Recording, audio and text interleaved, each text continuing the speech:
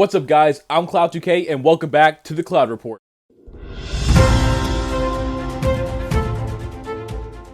So today on the Cloud Report, we have a lot to talk about. Week 1 of the NBA season is now behind us, and a lot of stuff happens. There's been some really good games, some blowouts, not very competitive games, a lot of big performances by some players, some rough start for some other players, and then a lot of extensions. Now, there was a lot of the rookie extension deadline was last Monday, and if you want to hear my thoughts on all the rookie extensions that happened, go check out the podcast, Time Out with J&G. We talked about all of them and kind of gave our in-depth thought, but I just figured I'd come in here and mention Jalen Johnson, Moses Moody, Jalen Suggs, Jalen Green, Alfred Sengun, and Trey Murphy are just among a couple of guys among the list of people that got rookie extensions, and honestly, I didn't dislike any of the extensions. Now, some of them I thought people maybe a little too much money, and honestly, a lot of them I thought they got good value for what they were. Jalen Green was the first player in history to negotiate like a 2+1 rookie contract. So that was really cool to see. Rudy Gobert got an extension. So that Aaron Gordon got his extension. So again, we talked about that in the podcast. So go check that out. I also want to talk about there's a lot of stuff going on with Kawhi Leonard and not really. Well, I guess him, but like his personal trainer who was fired from the Clippers and now is coming back and then suing them. And kind of like, I have it pulled up here. So kind of in the short list of what it was, basically Kawhi's personal trainer, Sheldon, reportedly witnessed Kawhi suffer injuries and be forced to play through them, including not being given adequate time to recover from the 2021 ACL injury. And even after suffering what looked like a concussion just a couple weeks before the 2023 playoffs. With how many injuries he was playing through in 2023 playoffs, they removed him after a scan revealed he had a torn meniscus as well as damaged cartilage on his torn ACL, but lied and called it a sprain. If you guys don't remember last year in the playoffs, the first 2 games he was not that great, and then the report came out that he was done. He was going to miss the rest of the playoffs, and not a lot of people understood what was going on, and people were saying that he was misdiagnosed with an injury and that it was way more serious than the Clippers were leading us to believe.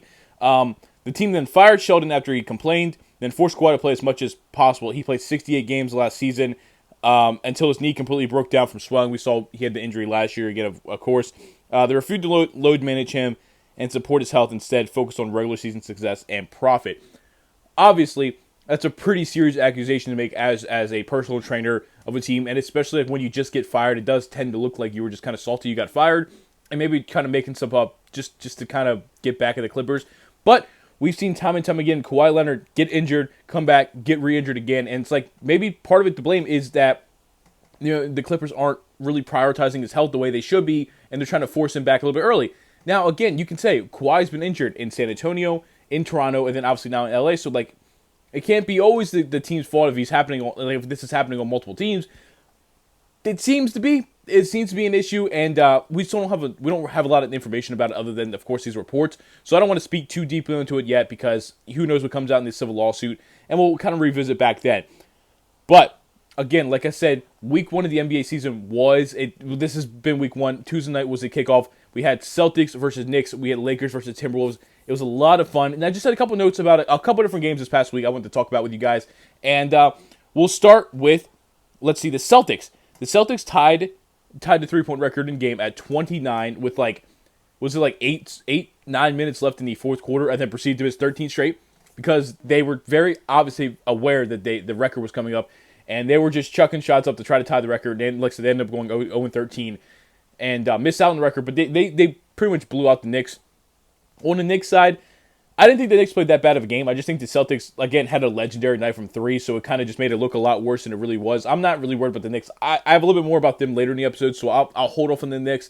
But the Celtics, man, through the first couple games of the season, it looks like they haven't missed a step from where they were last season, and I think they should still be championship favorites after this first week. I think they were championship favorites coming into the season, and I see no reason why they're not still championship favorites. They're looking phenomenal. It's pretty much the same team as last year, and they're great. Dude, Peyton Pritchard already has 3 buzzer-beating shots. The one went in that half quarter, but it didn't count. Still, that's what Peyton Pritchard has a job for, man. He takes his long threes. He's not afraid of the percentage, which I think is cool. I think it's important to have at least 1 or 2 guys on your team that are not really worried about their percentages and that kind of thing. It's I'm taking this shot. If it goes in, it's a cool moment. If I miss, it's an end of the quarter shot, ended like a buzzer beater shot. It's not really that big of a deal. Next, the Lakers beat the Timberwolves, and Anthony Davis so far this season has been absolutely dominant. He's had 36 points, 35 and 31 last night against the Kings. He's averaging what? That pretty much puts you at like 33-ish points, I would say. He's averaging, I didn't check the exact stat, but 36, 35, 31, something like that. He's been really, really dominant. And something we've been talking about for the past like 2 to 3 years since the championship run is that when is Anthony Davis going to take over the Lakers as his team? LeBron is 40 years old, and we've been waiting. Like I said, it's been a couple seasons. We've been like, oh, Anthony Davis is going to, after the championship, Anthony Davis is going to take over. This is his team. And he had a lot of injuries. Just didn't really play up to what we kind of expected. And like, okay, they're coming off a championship run. Blah, blah, blah. The next year, again, inconsistent, has some injuries. He's just not taking it. And I'm hoping, it's only been 3 games, but I'm hoping this is finally the year where this is Anthony Davis' team, because I love LeBron. I think a lot of us are LeBron fans, but he's 40 years old. There's not how much longer can he keep going while being the best player on a championship team? And again, it's been years since we won a championship. So I'm hoping this version of Anthony Davis sticks around. I'm not expecting this 30-plus point game every night. It's not what's going to happen. But if he can be a 25 to 27 point per game, man, I think we genuinely can win. LeBron had a crazy triple-double. He made like what? I think it was like 9 or 10 straight buckets there towards the end of the Kings game, because the first 3 quarters he was looking okay. But then he just kind of took over and had a big game. So shout out LeBron, 40 years old, still getting down with it, man. We love it. We love it. We love it.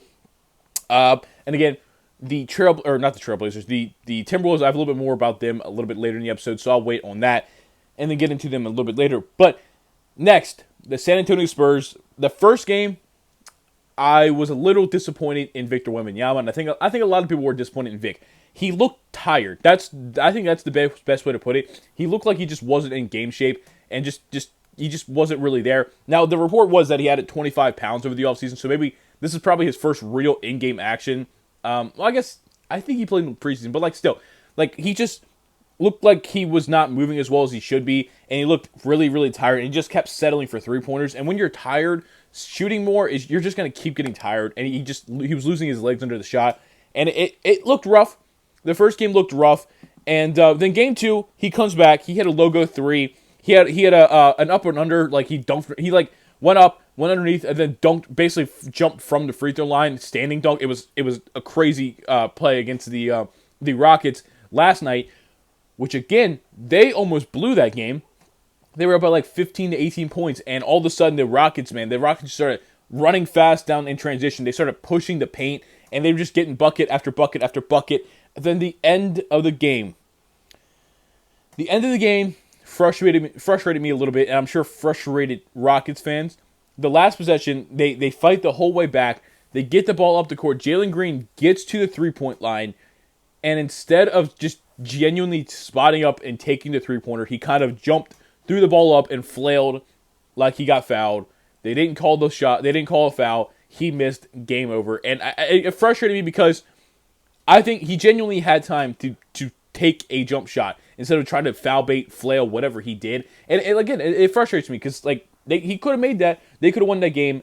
Not that this game is. I don't think it's going to matter that much in the grand scheme of things.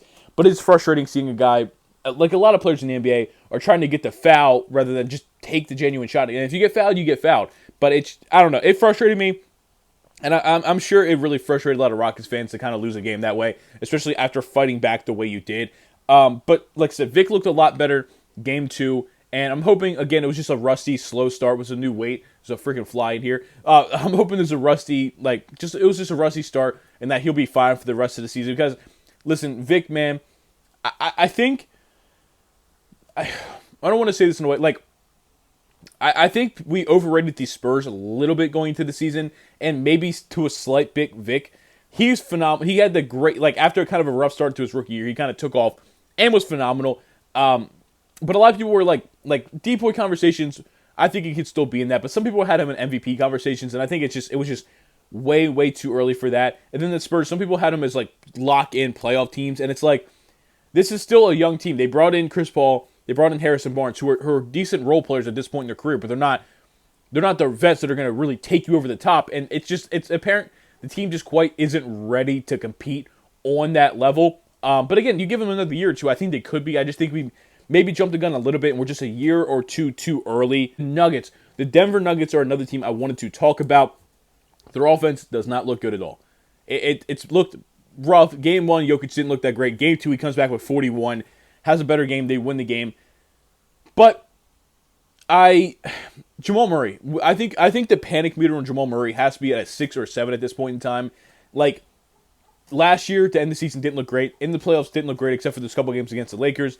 What was it? FIBA the Olympics over the summer, didn't look great. Came in the preseason, didn't look great. Game 1, hasn't looked great. Like, he just is not looking great right now. And as supposedly your second best player behind Nikola Jokic, you're just not getting from him what you want to be getting from him. When Jokic isn't on the court, Jamal Murray is damn near useless right now. And even when Jokic is on the court, it's not great. We're not seeing a great thing from Jamal Murray. Michael Porter Jr.'s shot isn't really there right now. Christian Braun, listen, they had a lot of hope for Christian Braun coming into the season because obviously they let KCP go to Orlando, and they're like, well, we have Christian Braun. We think we'll step in there. You lost a lot of shooting. Christian Braun refuses to take jump shots. He's passed up. There's been like 4 instances in these first couple of games where I've seen him wide open and he passes the ball instead of taking the shot. It's like, listen, man, you might not make, let's say we'll say 6 wide open shots. We'll do 5 because 6 is kind of a lot. 5 wide open shots you pass up. You may only hit 1 or 2 of those 5, but you're showing the defense you're going to take the shot and not pass it up. Sure, they might not guard you right now because you're not hitting shots, but you're not a threat right now at all on offense, and it's making this Nuggets team that's already has a bad offense, and you're making it even worse by taking out even more shooting, which is something a lot of people criticize them for losing KCP. Is that he was your best perimeter shooter, obviously arguing with Michael Porter Jr. with the shots he takes, but your most consistent 3-point shooter and defender, and you lost that. And they brought in Christian Braun brings us some defense, but the shooting just isn't there right now. And listen, this team is still going to be a good team. I think they're still going to be a top 4 to 5 seed in the Western Conference because Jokic is, I think, still the best player in the NBA, but he's not got a lot of help, and it's going to take Jamal Murray getting back to his former self. It's going to take Michael Porter Jr. to be able to hit his shots. Aaron Gordon, they paid him. He's got to fill his role, and it's going to need Christian Braun really stepping up and not being afraid to take shots. Russell Westbrook, his first shot as Denver Nugget was an air ball. I love Russell Westbrook. He's one of my favorite point guards of all time, if not my favorite point guard of all time. It's just, I don't know how much he can play right now. I don't know what he offers you. I don't know. He might be a guy that gets low minutes and then has a couple games where he comes off and he gets minutes. Like, I just don't think he could be your backup full-time, like your full backup point guard, but they don't really have anybody else to run that position outside of him, so it's like he's kind of got to play. I trust Mike Malone enough to make the adjustments that I think they can get him figured out, but I don't love it right now. I didn't love him going there in the first place, and seeing him on the court just isn't, I don't know, man. Like, Russell Westbrook, it's a shame how his career is going at this point in time, because I think he was one of the greatest point guards of all time, and I think he is one of the greatest point guards of all time, but a lot of people are going to see these last 4 or 5 years of his career and be like, man, I don't know. And a lot of people, I know people personally that only know Westbrook for the last 4 or 5 years that have gotten into basketball. They don't understand the hype behind him because they weren't there for the 2010s Russell Westbrook, and it's a bummer. I'm not saying I want him to retire, but it's like I don't really know. I don't really know what I'm looking for at this point in time. I said earlier I wanted to go back to the Timberwolves, and yes, Julius Randle had a 33-point game against the Kings. Again, defense isn't exactly their forte, but he was good. He was hitting threes. He was hitting step-back threes. Of course, he can get in the post, hit the spin move. He was doing whatever he wanted in Game 2. In Game 3, he was better too. I think a lot of people overreacted to the first game where he didn't look that great. I think people are starting to kind of forget who Julius Randle is. And I did a whole spiel on the podcast about this, but I'll kind of sum it up a little bit here.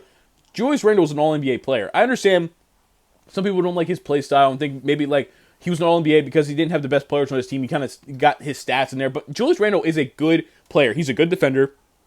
If he can shoot the ball, he can shoot. Like, if he's on shooting the ball, he can shoot the ball well. We know he can score ISO. He can score in the post. He can score in the paint. He can do a lot of different things. And I think people were starting to overrate Cat slightly and underrate Julius Randle to the point where they thought this trade was absolutely awful for the Timberwolves. I can understand the idea of, what Cat meant to the community there in Minnesota, and like maybe the fit between Cat and Rudy Gobert is better than the fit between Julius Randle and Rudy Gobert. I can get down with all that. That's stuff I even said on the podcast too, and I still stand by it. But we kind of forgot just how good Julius Randle is. He can go in there. he can lead a team. He can average 20-plus points per game. Him and Anthony Edwards seem to be kind of meshing. They're kind of getting their stuff together, which is a big part of the team. And even with him and Naz Reid, Julius Randle and Naz Reid on the court together, he hit that one pass, and Naz Reid hit a big three. Like, it's just, he's fitting better than a lot of people expected. I think we kind of overstated the fit problem there. He's going to be just fine. And then, of course, Anthony Edwards is looking good to start the season, too. Rudy Gobert just got a contract extension, so shout out to him for another, like 3 years, 110. So he's going to be there. He got paid. The Knicks, again earlier, I said everyone's coming back to the Knicks. Mikal Bridges, first half, through preseason, the first half of game 1, looked like his jump shot was completely new. It was awful. He started 0 for 5 in game 1. And then at halftime of game 2, and then into game 2, it looked more back to his form before, and he's shooting a lot better. He had 25. Cat had 25 in the game. He had 20 or 21. He had 20-plus points per game in the second game. And the Knicks team just looked a lot better game 2 than it did game 1. And that's something I kind of wanted to talk about. It's I just think the Knicks need some time to mesh. They're bringing in a new star player in Karl Anthony Towns, running their center spot. That is a completely different type of player than what they had. It was Mitchell Robinson there before. And obviously Mitchell Robinson's hurt, and then Cat will probably play that 4 when he comes back. But Cat is a completely different player than Mitchell Robinson and Isaiah Hartenstein from the year before, and Jericho Sims, who is still there. It's going to take some time for them to fully get that enveloped and for Cat to fully buy into this Knicks team.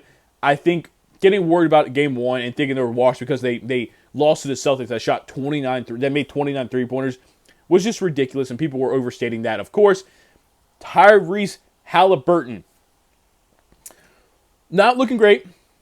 He's not looking great at all to start this year. He had 0 points in this last game, and honestly, people are wondering, has the NBA figured him out? And partly yes, partly no. I think the problem with Tyrese Halliburton right now is he's not really aggressive with his scoring. Teams know he's going to pass the ball, and they kind of play off of him. If we need Tyrese Halliburton to be able to consistently get himself into the paint, hit some threes. He's a good three-point shooter. Hit some threes, get into the paint, to let the defense know, hey, I'm going to score the ball given the chance. I'll pass to an open guy if he's there, but he needs to be aggressive in scoring the ball more. And again, I'm not really worried about Tyrese Halliburton more than I am I'm not worried, I'm concerned. Is there a difference there? I'm not worried long-term, but I'm concerned for right now. I'm concerned how long it's going to take for him to get back, but I do fully believe he will get back. And I think he's an all-star level point guard when healthy. So I'm not really worried about it. I just think he needs to be a little bit more aggressive on offense. And this Pacers team is going to be just fine. In my notes, I just have LaMelo Ball is really, really good. Please stay healthy. And that's pretty much what it is. He's made some crazy. He had that crazy play. He didn't make the layup, but he picked up the dribble, went around, and threw it up, and then it got tipped back in by somebody else. And people were calling it a travel. It was a gather step, and the two, whatever. LaMelo Ball is really, really good, and I'm hoping we see a full at least 60 games of him this year because he is one of the better point guards in the league. I think when healthy, he's just never really healthy, so people don't see it. And some people may be better point guards in the league. Yes. When he is healthy, we need to see him healthy. You will see. He is that guy. Shout out LaMelo Ball. Next, we're going to get into some fan questions, but before we do that, we have a commercial break. Oh, man. Hey, you. Who, me? What are you doing? Nothing. I'm just kind of bored right now. Do you like sports? Yeah, I like sports. How about podcasts? Yeah, who doesn't listen to a podcast nowadays? Then you should check out Timeout with J&G. Check out Timeout with J&G every Wednesday as they give their expert opinions and professional picks on NFL, NBA, and college football. Anything you could want, they do. Check it out on the screen now. Let's go. Whoa, this podcast is awesome. Thanks, weird voice. Yeah, it's the same commercial from last week. Gonna try to record some new ones that change them out every once in a while. But yeah, I just wanted to sponsor the podcast with those kind of commercials. I thought it'd be kind of fun. But I have 2 fan questions here. I put up a poll or not a poll, but I put up a question on Twitter. Hey, I'm recording this episode. Give me some questions you guys want me to answer this week. And this one is from the editor, Brighton Season. I think you're a soccer fan. I think it's Brighton Season. In your opinion, if a team were predicted to be a low seed but surprise most people, and then a high seeded team play awful all season, what would the 2 teams be? So I think you're asking me, what is a team that we projected to be bad is going to surprise people and play good, and then what's a team we projected people to be, or people projected to be good is going to play bad, is what I'm assuming you're asking by that. And honestly, it's tough right now. I think my 2 teams would have to be the Knicks for the team people projected to be high might not play that. I say disappointing in the sense that a lot of people had them being a 2 to 3 seed. They could find themselves in a 4 or 5 seed, and I really wouldn't really be surprised. That might be kind of a cop-out answer, but again, I think people were really high. Like I said, for the Spurs, people were really, really high on the Knicks, me included, that they could fight for the top seed in the Eastern Conference, take down the Celtics, but they just might need a year or two to kind of gel with this roster. They brought in Mikal Bridges. They brought in Cat. Those are two really, really big pieces to bring in. Year one, that stuff usually doesn't work out, so we might have slightly overstated, overestimated what they were going to do this season. So that would probably be my answer for a good team that might not be that good. Or I don't want to say play awful, but I guess, you said play awful. And then a low-seeded team that's going to play well might be the Charlotte Hornets. I think it's going to be the Charlotte Hornets, depending on if LaMelo Ball can stay healthy. I think they're better than the Pistons, the Nets, the Raptors, maybe the Bulls, and there's like one or two other teams in the East I'm missing. I think they're almost a shoo-in for the play-in if LaMelo Ball is healthy, and I think there's a chance they could play well enough to get above the play-in because, I don't know, the Miami Heat don't look that great right now. Not the Falcons, the Atlanta Hawks, they could beat these teams, I think, and they could find themselves in there as a 6 seed, maybe at the absolute best case scenario. Do I think it's going to happen? Not really. But I do think the Knicks could be a team that could fall out of the top 3 like a lot of people projected and be worse. And I think the Charlotte Hornets could be a team that not a lot of people thought were going to be great, but could jump into the playoffs. So that is the answer to that question. Hopefully I did it well. The other one is from Tennessee 237. Shout out my man Levi. He's in my videos on my channel. Do you think the 76ers will be able to get a top 6 seed with Embiid only playing about 50 games? And I'm going to say yes.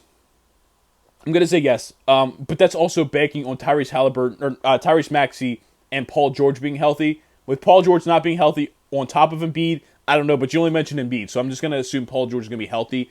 I do think they could be a top 6 seed. You have Boston, you have Milwaukee, you have, I guess, the Knicks, the Pacers, maybe. The 76ers, I don't think fall out of that realm. I think they're just too good of a team.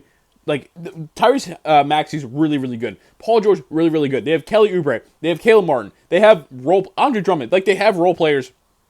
I don't see any way they fall into the play-in. I really don't. I know they did last year. They kind of once Embiid got hurt last year, I know they fell down the seedings until I think they were the 6th seed. But they didn't have Paul George. This is a new and better Tyrese Maxey. I think they just have a better team around Embiid this year where that could be better. And then he only played 30-some games last year. If Embiid plays 50 games last year instead of 30, whatever, I think they're higher than a 6 seed then. So my answer is, yeah, I do think they'll be able to hit a top 6 seed if Embiid only plays about 50 games because he's not playing back-to-back, so we already know that. They're investigating them right now for some stuff at opening night. Not really sure what's going on with that. It's a lot going on with that. But that is going to do it for this week's fan questions, and it's also going to wrap up this week's episode. If I didn't talk about your team, I'm sorry. I want to keep these videos kind of shorter, and I'm probably going to be almost at a half hour now, 20-ish minutes now. It's a little bit longer than I really want to go to, but we had a lot to talk about. So I appreciate you guys watching. I hope you guys are excited for some new stuff coming up to the channel this week, and I'll see you guys next week. Peace.